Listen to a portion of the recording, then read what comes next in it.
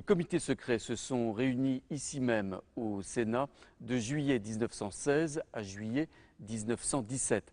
Les parlementaires travaillaient dans la discrétion la plus absolue. Le deuxième comité secret s'est réuni ici même, donc Jean Garrigue, au Sénat, à partir de décembre 1916.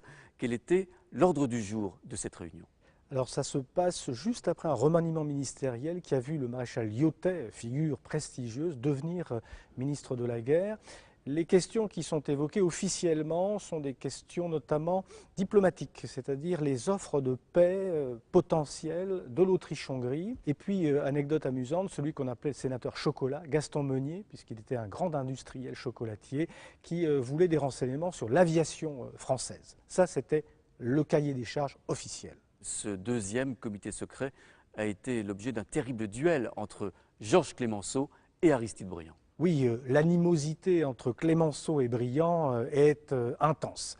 Et donc, il y a d'abord des banderilles qui sont posées par d'autres sénateurs. Paul Doumer dit qu'il faut un chef, ce qui veut dire que Briand n'en est pas un. Jules Jeanneney dit qu'il n'est pas disposé à lui donner sa confiance. Et puis vient le grand moment de l'affrontement entre Clemenceau et Briand. Clemenceau était d'ailleurs malade, mais ça ne l'a pas empêché d'avoir beaucoup de mordants. Et alors Briand s'est très bien défendu, c'était un habile orateur, et il a dit mais voilà, vous faites un geste de démolition, vous vous contentez de démolir. Et Clemenceau lui répond mais c'est vous qui démolissez tout, vous avez démoli l'armée, notre politique. Et puis à un autre moment, Briand lui dit mais bon, vous raillez, vous critiquez le gouvernement. Et Clemenceau lui répond ça vaut mieux que de le flagorner. Alors il y eut un troisième comité secret en juin 1917 et un quatrième en juillet de cette même année. On y parle de quoi? Le troisième comité secret de juin 1917 a été une sorte de formalité, il n'a duré que 2 heures. Il faut dire que Briand avait démissionné, on avait moins de comptes à régler avec lui.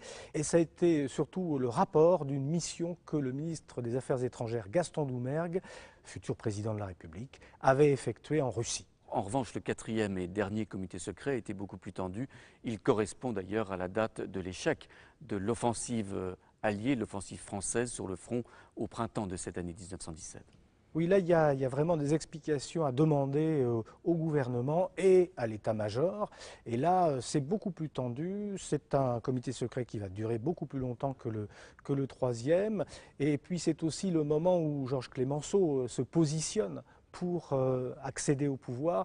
Donc, il y a vraiment là quelque chose d'extrêmement important, un tournant dans l'histoire du Sénat, peut-être même dans l'histoire politique de cette Première Guerre mondiale. Toujours est-il que ce quatrième comité secret, c'est le dernier de cette série. Oui, c'est le dernier parce que Clemenceau, qui va arriver au pouvoir en novembre 1917, estimera qu'il peut rendre des comptes publiquement à la représentation nationale et donc finalement qu'il n'y a plus besoin de ce secret. On peut parler à livre ouvert finalement aux Français.